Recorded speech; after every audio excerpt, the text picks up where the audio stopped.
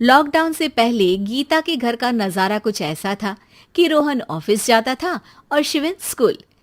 जिनके घर से जाने के बाद गीता काम खत्म करके बाकी समय आराम करती थी।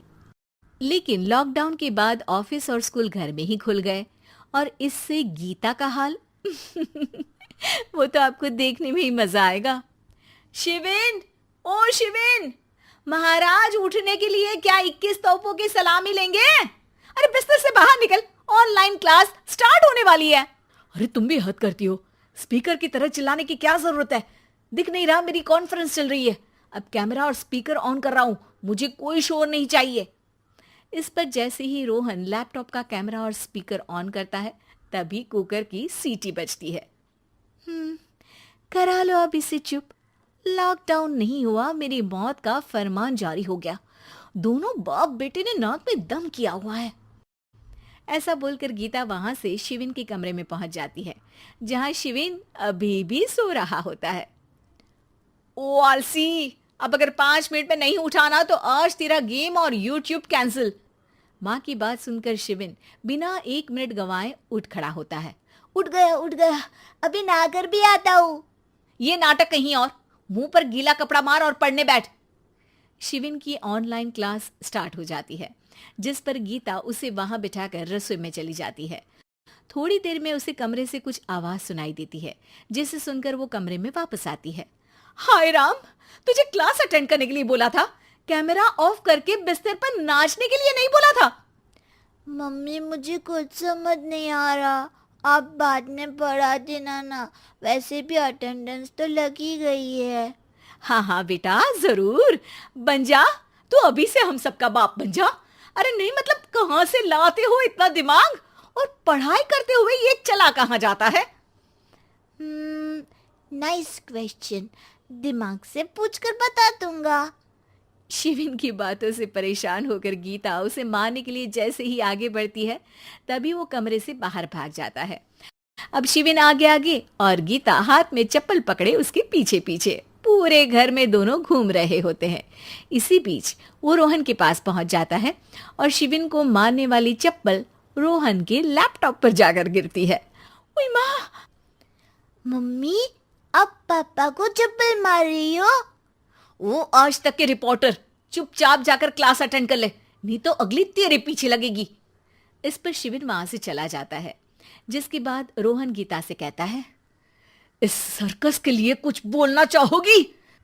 अरे क्या करूं, जब से तुम दोनों घर में रहने लगे हो घर अपने आप ही सर्कस बन गया है और मैं तुम्हारी नौकर।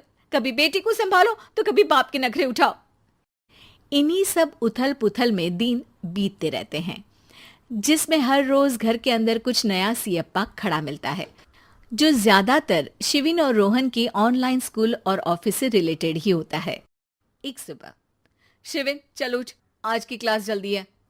कैमरा ऑफ करके आप अटेंड कर लो। अरे ऐसे छित्तर पड़ेंगे, दादी नानी सब एक साथ याद आ जाएंगी। गीता की लाख मशक्कतों के बाद क्लास तो खत्म हो जाती है, लेकिन उसके बाद शिविन फोन इस्तेमाल करते हुए इंस्टाग्राम रील बनाने लगता है। रसोड़े में कौन था? तुम थी, मैं थी, कौन था? कौन था? हाँ, मैं गरीब हूँ, मैं गरीब हूँ। अरे ओ गरीब के बेटे, आजा, मैं बनाती हूँ तुझे गरीब। मैं बताती हूँ रसोड़े में कौन था। पढ़ाई करने बोलो तो इनकी माँ मर जाती है और ये पागलपंतियां जितनी मर्जी करा लो। गीता शिविन को डांट रही होती है, तभी रोहन बीच में बोल पड़ता है।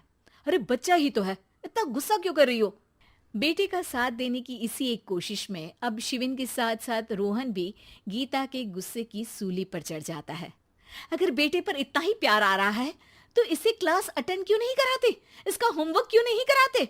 उस समय तो बहुत जल्दी मीटिंग आ जाती है, वो काम मैं करूं और यहाँ इस बेफिजुली की चीज में तरफदारी करके बन जाओ महान। हे भगवान, कोई तो इनके ऑफिस और स्कूल खुलवाओ, मैं इन्हें और घर में नहीं सह सकती।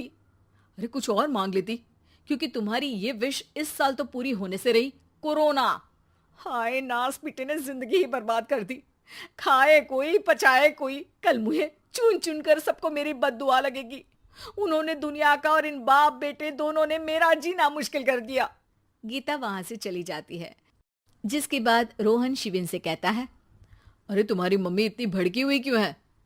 आपकी वजह से पूरा समय घर में रहते हो और उस पर कोई काम कराने की जगह बस ऑर्डर देते रहते हो। अच्छा बेटे, सारा इल्जाम मुझ पर? पूरा दिन तो वो तुम पर ही चिल्लाती है। हाँ, मतलब दोनों का 50-50 है, कुछ करना पड़ेगा। वो कहते ना, make the best out of worst. I have an idea. वैसे तुम्हारी माँ सही कहती है, बहुत जुबान चलाने लगे हो, कम बोला करो।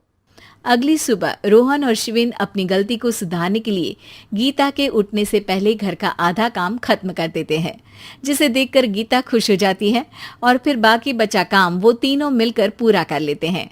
जिसके बाद अब वो सब मिल बांट कर हर काम में एक दूसरे की मदद करते हुए लॉकडाउन का मजा लेने लगते हैं।